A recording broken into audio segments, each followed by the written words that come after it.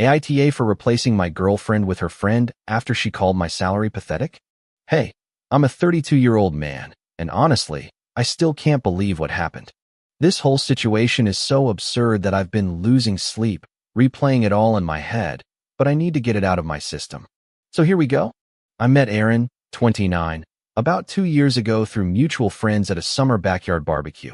One of those casual get-togethers where everyone brings something, and we just hang out in someone's yard drinking beer and grilling burgers. She was gorgeous, the kind of woman who turns heads when she walks by. Long dark hair, a great smile, and a confident energy that drew people in. We started talking by the cooler, both reaching for the same beer, and we hit it off immediately. She was funny, seemed down to earth, and we spent the whole party talking. By the end of the night, we'd exchanged numbers, and I was already planning our first date in my head. We started dating pretty seriously after a few weeks. This is where the story really begins. I make very good money. Really good money. We're talking a mid-six-figure base salary, but with bonuses, stocks, and the whole package, I'm pulling in between $400,000 and $450,000 a year. Yeah, I know how that sounds. I'm incredibly fortunate, and I worked my ass off to get here. I started coding when I was 12, got a computer science degree, did internships at small companies, and worked my way up through 3 different companies before landing at my current one 5 years ago. But here's what I've learned over the years, especially after 2 previous relationships fell apart. When you tell people how much you make, especially when you're dating, things change, and not in a good way. Suddenly, you don't know if they like you or for your wallet. My last girlfriend before Erin started treating me like her personal ATM as soon as she found out my salary. She was constantly asking for expensive gifts, expected me to pay for absolutely everything, and got upset when I suggested doing something that didn't cost a fortune. The relationship before that, the woman got intimidated. She started making comments about feeling like she wasn't on my level and eventually broke up with me because she felt inadequate. So, I decided to try something different with Erin, something that might sound manipulative, but hear me out. I kept my lifestyle modest. I didn't pretend to be poor or anything deceptive. I was just normal. I drove a 3-year-old Honda Accord.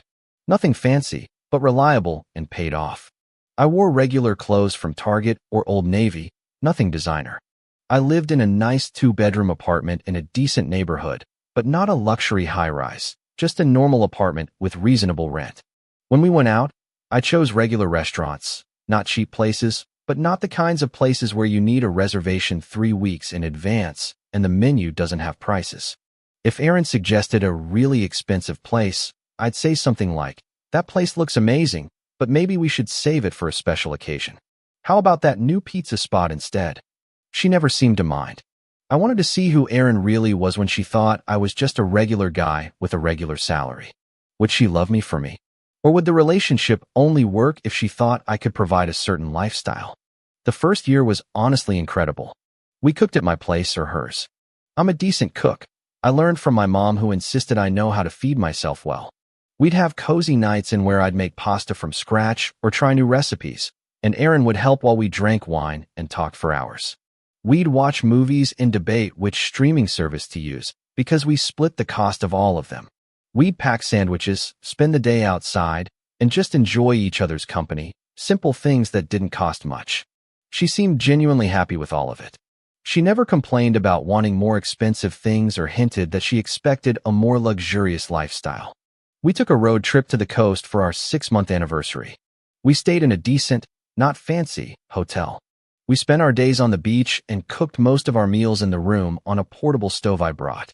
She posted pictures on Instagram with captions about it being the perfect getaway and how lucky she was. I remember thinking I'd finally found someone who got it. That happiness doesn't come from expensive things. But then things started to change. Around the 6-month mark, she started mentioning her ex. His name was Blake, and he was supposedly a successful finance guy who worked at an investment firm. At first, it was just casual comments. "Oh, Blake loved this restaurant." Or, "This reminds me of when Blake and I went to the Bahamas." I figured, everyone has an ex, everyone has a past. No big deal. But the mentions became more frequent and more specific. "Blake always took me to the nicest restaurants," she'd say while we were eating Thai takeout. "Oh, Blake bought me this designer bag for my birthday," looking at her current bag as if it were a disappointment. There was always this nostalgic tone in her voice, like she was remembering better times. Sometimes I'd ask her about it. If Blake was so great, why did you two break up? She would get quiet and say something vague about wanting different things or the timing not being right. I later learned from mutual friends that Blake had actually dumped her for someone else, someone he worked with who came from a wealthy family. That detail would become important later. Around the 1-year mark of our relationship, things started to get really weird. Erin began dropping hints about wanting a more luxurious lifestyle. She'd send me Zillow listings for luxury apartments that were way out of our budget, or rather, the budget she thought we had. "Look at this place," she'd text. "Wouldn't it be amazing to live somewhere like this?" I'd see the $4,000 a month rent and reply with something like, "Maybe someday. It's a bit too pricey right now." She started talking a lot about her friends' boyfriends. Sarah's boyfriend just bought her a new car for their anniversary. "Oh, did you see Mike took Emma to the Maldives?" The pictures on Instagram are incredible. There was always a tone in her voice that sounded like a comparison, and our relationship was always coming up short. I played dumb, acting like those things were out of our reach. "That's nice for them," I'd say. "Everyone has different priorities. I'd rather save for a down payment on a house," which was true. I actually already had a substantial amount saved on top of my investments, but she didn't know any of that. Her attitude started to shift in other ways, too. She became more critical of things that had never bothered her before. My car was a little old. My apartment was fine, but nothing special. My clothes were functional for casual stuff, but you should really upgrade your wardrobe. The suggestions started coming more frequently. "You should ask for a raise. Maybe you should look for a better job. Have you thought about getting an MBA? That could boost your income." I would brush it off, telling her I was happy where I was, that my job had good benefits and work-life balance, that money wasn't everything. Every time I said that, she'd get the same look on her face, disappointment mixed with frustration, like I was letting her down by not being more ambitious. The truth is, during our relationship, I had received 2 major raises. My last performance review was stellar, and I'd been promoted to a lead engineer position with a $35,000 raise. My stock options had vested, increasing my net worth even more. But Erin didn't know any of that, and I wasn't about to tell her. One night, about 18 months in, we were at her apartment, and she was on her laptop, scrolling through Instagram. She kept sighing really loudly, the way people do when they want you to ask what's wrong. "What's up?" I finally asked. "Nothing," she said, not looking up. "Just looking at Brittany's engagement ring. 3 carats. She's so lucky." "I'm happy for Brittany," I said, going back to my book. "Do you ever think about our future?" she asked, snapping her laptop shut with more force than necessary. "Of course I do," I replied. "I think about it all the time." "Then why aren't we moving forward? Why aren't we making any progress? We're still in this small apartment, driving old cars, eating cheap food." "I didn't know you were unhappy with our life," I interrupted. She immediately backtracked. "I'm not unhappy. I just think we could be doing better. You're smart. You work hard. You should be making more money." That conversation happened more than once, different variations on the same theme. I wasn't doing enough. I wasn't earning enough. We weren't living the life she thought we should be. The real breaking point came about 3 months ago. We were at her best friend Claire's birthday party. Claire was turning 28 and had booked a private room at a nice restaurant. There were about 20 of us. I'd always gotten along really well with Claire. She was genuinely kind, funny, and never seemed to care about superficial things. She worked as a graphic designer at a small agency and always talked about her creative projects with real passion. The 3 of us had hung out several times, and Claire never made me feel the way Erin did lately, like I wasn't meeting some invisible standard. At the party, Claire was talking about how she was saving up for a trip to Japan. It was her dream trip, and she'd been putting money away for months. "I'm about halfway there," she said excitedly. "Maybe by next spring, I'll have enough." "You should come with us," Erin said, and then immediately let out a short laugh. "Oh wait, we probably can't afford it on your salary." The table went quiet. Claire looked mortified. A few people shifted uncomfortably in their seats.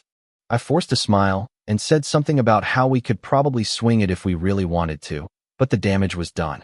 Erin had basically announced to everyone that she thought I was poor. Later that night, after we left the party, Claire texted me. "Hey, I'm so sorry about what Erin said earlier. That was really uncalled for. You didn't deserve that. I texted back, don't worry about it. She's just been stressed about money lately. Claire replied, still. You're a great guy. Money isn't everything. I thanked her and didn't think much more of it. But now, looking back, that was probably the moment I started to see Claire differently. Not romantically, not yet, but I noticed that she was the kind of person who saw beyond the surface, who valued people for who they were, not what they had. Things escalated from there. Erin started making more comments about my job, my car, my apartment, my everything, always with this condescending tone, like she was tolerating my shortcomings but her patience was wearing thin. She even suggested I should consider getting an MBA to boost my job prospects. My career is going fine, I told her. Fine isn't great, she replied dismissively. Don't you want to be successful? I am successful, I said. She scoffed. You work for someone else in a job that will never make you rich. That's not success. I let it go. What else could I say without revealing the truth? That I was already making more in a month than most people make in a year, that I had more money in my investment accounts than she would likely save in the next decade. The final straw came about a month ago. I was working late on a massive project. We were developing a new feature for our platform that required a complex back-end architecture, the kind of project that, if successful, would generate millions in revenue and come with a significant bonus for the team. I couldn't tell Erin the details because of the NDAs I'd signed, but she knew I was busy. Around 9 p.m., I got a text from her. I was deep in code, trying to debug a particularly tricky issue when my phone buzzed. Working late again. Must be nice to get paid overtime, since your base salary is so pathetic. I stared at that text for a full minute. Then another one came through. Blake made 3 times what you make. Sometimes I wonder what I'm doing wasting my time with you. And there it was. The truth I had been waiting 2 years to see. She wasn't just dissatisfied with our lifestyle. She was actively looking down on me. She thought I was beneath her. She was comparing me unfavorably to her ex, who, let's be honest, had dumped her for someone else. I wasn't even angry. I felt almost relieved. This was exactly why I had kept my finances private. I had found out who Erin really was, and she had failed the test spectacularly. I typed back slowly, deliberately. Your math is off. She replied immediately. What? I'm just being honest. We can't keep living like this forever. I have goals, expectations. No, I replied. I mean, your math is literally wrong. Whatever, she wrote. We need to talk about our future. I can't be with someone who has no ambition. I need someone who can provide the life I deserve. I didn't reply. I finished debugging my code, closed my laptop, and went home. Once I was there, I went to my filing cabinet and pulled out my pay stubs from the last 6 months, my W-2 from the previous year, my bank statements, my investment statements, every document that showed exactly how much I earned and how much I had saved. I took pictures of them, carefully blurring out account numbers and other sensitive information, but leaving the important numbers perfectly visible. The salary, the bonuses, the vested stocks, the investment balances that were already well over $1 million. Then I went to bed. I slept better than I had in months. The next morning, Erin came over. She had texted me saying she wanted to talk about us and our future. I knew what was coming. She was going to break up with me because I wasn't rich enough for her standards. She arrived at 10 a.m. on a Saturday, dressed nicely, like she'd put effort into her appearance. Probably wanted to look good for the breakup, I thought cynically. I let her in, offered her coffee, and we sat on the couch. She clearly had a speech prepared. She talked for about 10 minutes about how she cared about me, but she needed someone who could provide stability and security. Someone with ambition and drive. Someone who could give her the lifestyle she had always imagined. She talked about Blake, about how he had shown her what life could be like with the right partner, about how she couldn't go backward. I just sat there, sipping my coffee, listening to her basically call me a loser in the kindest way possible. When she finally finished, saying something about how she hoped we could still be friends, I pulled out my phone. Before you go, I said calmly, I want to show you something. I unlocked my phone, opened the first picture of my pay stub, and handed it to her. She looked confused at first, squinting at it. Then her eyes went wide. Her jaw literally dropped. This says $32,000. For a month. Her voice was almost a whisper. That's my gross pay, before taxes and bonuses, I said, my tone casual. Keep swiping. She swiped through the pictures, and her face went through a whole range of emotions: confusion, shock, disbelief, horror, and then dawning despair. There were my bank statements showing 6 figures in my checking account alone, my savings account with even more, my investment accounts with over $1 million, and my stock options which, at current value, were worth close to $2 million. I don't understand, she stammered, looking up at me, tears forming in her eyes. You said you were just a software engineer. I am, I replied. A lead engineer at a major tech company. Actually, I was promoted to principal engineer about 8 months ago. That came with a nice raise. I never told you I was poor, Aaron. You assumed. She was shaking now, the phone trembling in her hands. But your car, your apartment, the way we lived. I like my car, I replied. It's reliable, gets good gas mileage, and I don't have to worry about someone dinging it in a parking lot. My apartment is comfortable and close to work, and I enjoyed the way we lived. I thought you did too. I could see the wheels turning in her head. She was doing the math, probably calculating how much more I made than Blake. At least 5 times as much, probably 6 or 7, depending on Blake's bonuses. Why didn't you tell me? She asked, the desperation in her voice almost painful to hear. Why would you hide this? Because I wanted to see who you really were, I said simply. I wanted a partner who would love me when she thought I made an average salary. Someone who wasn't with me for my money.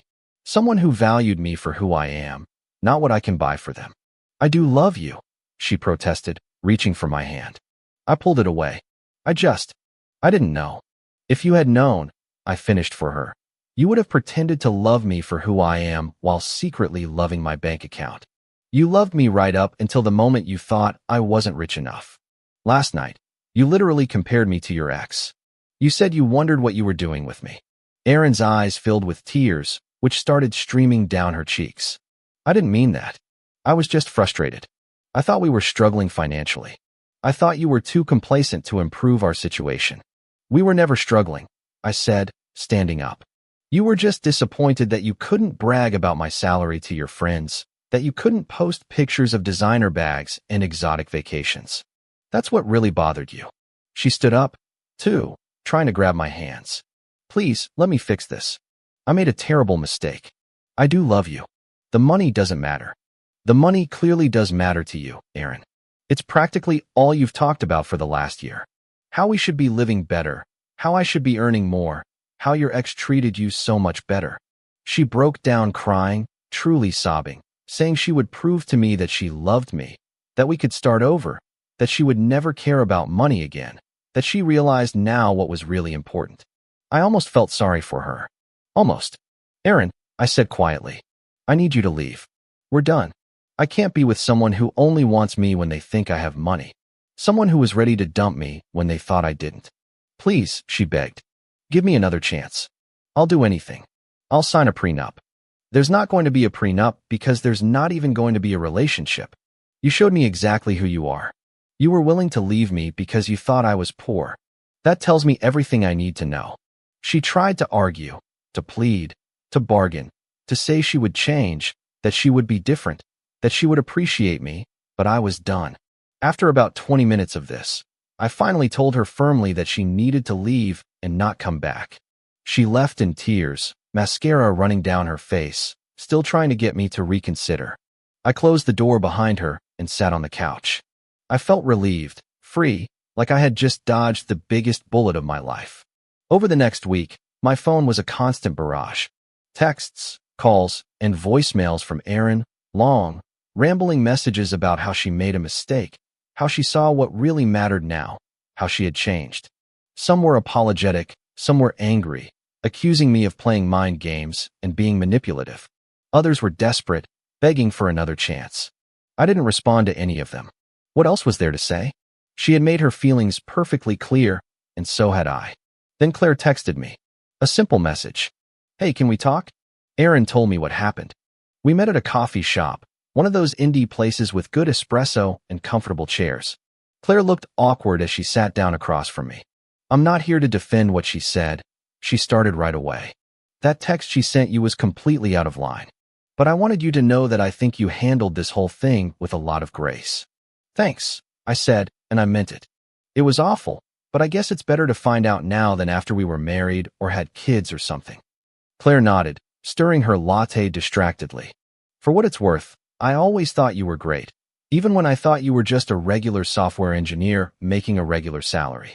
You're kind, funny, smart, interesting. That's the stuff that actually matters. We talked for a long time, easily over an hour. She told me more about how Erin had been lately, how she had become obsessed with money and status, comparing everything to what Blake used to do. Apparently, Blake had really done a number on her. He'd left her for someone from a wealthy family, someone who could help him make connections in the finance world. Erin had been bitter ever since. She saw you as a downgrade, Claire said bluntly. And that was completely unfair to you. You're not a downgrade from anyone. You're you. And that should have been enough. As we talked, I realized something. Claire was different. She wasn't just saying nice things. She genuinely didn't care about the money. She had been kind to me from the first time we met, when she thought I was average, and she was still the same person now, even knowing the truth. We had always had good chemistry, but I'd never looked at it in a romantic way because I was with Erin. Before I could overthink it, before I could talk myself out of it, I asked, would you want to get dinner sometime? I mean, not as friends. Like a date. Claire looked surprised, very surprised. Then a slow smile started to spread across her face. I'd love that. But maybe we should wait a few weeks. Erin is my best friend, and this whole situation is messy. I don't want to make things more disastrous than they already are. Fair enough, I said, trying not to sound too disappointed. I really want to though, she added quickly. Let's just let the dust settle first. We agreed to stay in touch, and I walked out of that coffee shop feeling lighter than I had in months, maybe years. That was 3 weeks ago. Since then, my life has been a whirlwind. Erin slowly started to realize that I was serious when I said we were done. She found out, through mutual friends, that Claire and I had been texting and meeting for coffee occasionally. At first, she thought we were just friends, that maybe Claire was trying to help fix things between us. Then she saw us. Claire and I had decided to go on that date. We went to a nice Italian restaurant, not crazy expensive, but nicer than the places I used to take Erin. We were having a great time, laughing and talking, when Erin walked in with a few of her friends. The look on her face when she saw us was priceless. Pure shock. She literally stopped in her tracks, causing her friends to bump into her. Our eyes met across the restaurant. I gave her a small nod and then turned my attention back to Claire. I wasn't going to let Erin ruin this. Claire had already told Erin that we were seeing each other. She wanted to be upfront about it. She felt she owed her that much as her best friend. Erin did not take it well. According to Claire, Erin completely blew up, screaming about betrayal, about how Claire stole her boyfriend, about how she couldn't believe Claire would do this to her. But Claire stood her ground. He wasn't your boyfriend anymore, she told her calmly. You were dumping him because you thought he was poor. You don't get to be mad that he moved on. With my best friend. Erin had screamed. I wasn't the one who cared about his salary, Claire replied. I liked him before I knew he was rich. I liked him when you were calling him a loser behind his back. You didn't. That apparently shut Erin up real quick. She tried to backtrack, saying she had always loved me, that the money never mattered, but Claire wouldn't let her. You texted him that his salary was pathetic, Claire said. You compared him to Blake. You were literally about to break up with him when he showed you the truth. Don't pretend this is about love. Erin cut Claire out of her life after that, blocking her on everything. Told their mutual friends that Claire was a horrible person who had betrayed her. Most of them saw through it, especially once they heard the full story. But Erin wasn't done. The last few weeks with Claire have been incredible, better than I could have imagined. We decided to take it slow, but it's felt right from the beginning. She's everything I wanted in a partner. Smart, independent, genuine, kind. She has her own career that she loves, her own friends, her own life. She doesn't need someone to support her financially. When I took her to a really nice restaurant on our third date, she was appreciative and clearly enjoyed it, but she told me she would have been just as happy eating burgers at that corner spot we both liked. She appreciated the gesture, not the price tag. That's the difference. Last week, I introduced her to my parents. My mom laughed so hard when I told her the whole story that she started crying. I told you that Erin was trouble from the start, she said, wiping her eyes. But this Claire seems absolutely lovely. Your father and I already adore her. We had dinner at my parents' house, and Claire fit in perfectly. She helped my mom cook, talk sports with my dad, and complimented their house without any backhanded comments about how they should renovate or move to a better neighborhood. At the end of the night, my dad pulled me aside. "That's a woman who will be with you through thick and thin, son," he said quietly. "Whether you're making six figures or flipping burgers. Don't you let this one go." I don't plan to. Meanwhile, Erin has been in a free fall. She drunk texted me at 2 a.m. saying she made a mistake, that she realizes now I was the one, that we were meant to be together. I screenshotted it and sent it to Claire. We both had a laugh. Should I feel bad? Claire asked me. She was my best friend for years. She made her choice, I said. She chose money over a real connection. Now she's dealing with the consequences. The icing on the cake came yesterday. Remember that big project I was working on when Erin sent those texts, the one I couldn't tell her about because of the NDAs? We nailed it. The feature launched successfully, exceeded all metrics, and the client was thrilled. My bonus, $85,000. More than Erin makes in an entire year at her job. I told Claire about it over dinner. You know what she said? "That's wonderful, honey. But I'm worried about you. You've been working 70-hour weeks. You need a break. Maybe we could take that trip to Japan you were saving for. You deserve it. Not, let's buy something expensive. Not, let's celebrate with champagne and caviar. Just genuine concern for my well-being and a sweet suggestion about a trip we had already talked about." I knew for sure then that I'd found the right one. Erin heard about the bonus somehow, probably through mutual friends still in tech. She sent me another text. "That money could have been ours. You're making a huge mistake. You'll realize what you lost." I blocked her number. Finally. Should have done it weeks ago. This morning, Claire and I were having breakfast at my place. I made pancakes from scratch, the way my mom taught me. We were sitting on the couch, eating and watching a cooking show, when she brought something up. "You know I don't care about your money, right?" she said out of the blue. "Like, we could be eating instant ramen, and I would still want to be here with you."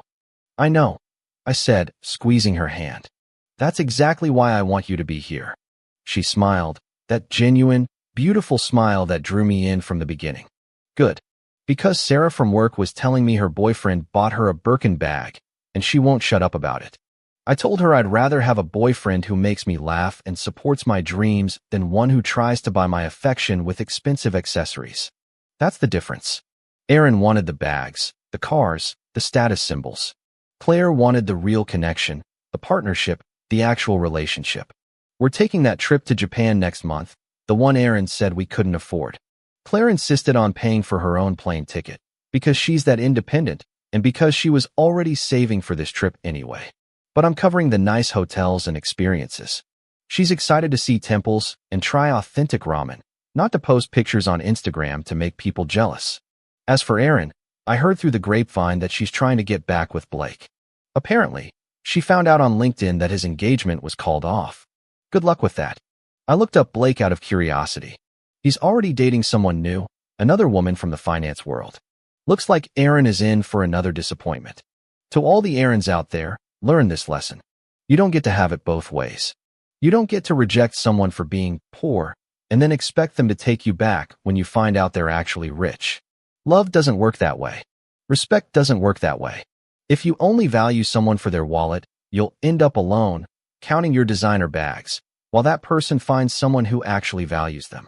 I dodged a massive bullet with Erin. If I had married her, she would have been the type to leave me the second my career hit a rough patch or the company stock took a dip. The type to rack up credit card debt and expect me to pay it off. The type to constantly compare our life to others and always find it lacking. Claire is the complete opposite. She's the type of woman who would be with me whether I was making six figures or flipping burgers. And that's real love. That's what really matters in the long run. Edit. Wow. This blew up while I was at work. Thanks for the support and the awards, everyone. Reading your comments has been wild. Edit 2. To answer some common questions. Yes, Claire and I are still together and very happy. No, Erin hasn't completely given up, but I haven't responded to her messages in weeks. Yes, I feel great about my decision. Edit 3. For those asking if the test was manipulative or dishonest, I never lied about my salary. I simply didn't volunteer the information and maintained a modest lifestyle.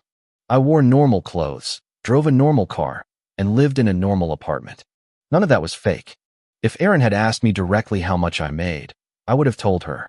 She just assumed I made less, and I didn't correct her assumption. Edit 4. Blake is indeed engaged again. His fiancée is a kindergarten teacher, according to her Facebook. Interesting that he chose someone in a more modest profession this time around. Maybe he learned his lesson about dating materialistic people, too. Edit 5. Some people asked if I feel bad about dating Aaron's best friend. Honestly, no.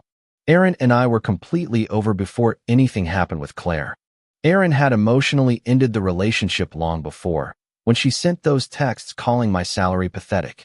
She was already planning on leaving me. Claire and I waited weeks after the breakup before we went on our first date. We did everything the right way. Edit 6. Someone asked what I actually do at my tech company. I'm a principal engineer specializing in distributed systems and cloud architecture. It's complex work, but I love it. The salary reflects the skill level required and the value we bring to the company. Final edit. Apparently, Erin found this post. She sent a screenshot to Claire asking if this was about her. Claire told her yes, absolutely, and that she should take it as a lesson in valuing people for who they are and not what they have. Erin tried to claim I'm painting her in a bad light and that it wasn't really like that, but several friends who witnessed her behavior have confirmed that everything I said was accurate. For those asking about the future with Claire, we're taking things one day at a time. No pressure, no rush. Just enjoying being together and building something real. She's still the same amazing person she was when she thought I was average. And I'm still the same guy who values genuine connection over superficial status symbols. That's all either of us needs. Thanks for reading my story. Sometimes the trash really does take itself out, and sometimes your ideal partner has been right in front of you all along. You just have to be willing to see them and brave enough to walk away from what doesn't serve you. I'm going to bed now. I need to get some rest. Claire and I are going for a hike in the morning. Thanks for reading. Comment. This story is such a powerful reminder that someone's true value is never about what they own, but who they are on the inside. True happiness is found in connections built on mutual respect and genuine care, not on price tags or status symbols. Always have the courage to choose what's real, even if it means letting go of what looks good on the surface. At the end of the day, a rich heart is worth far more than a rich wallet. If you like the stories, don't forget to leave a comment and support the channel by subscribing. See you in the upcoming stories.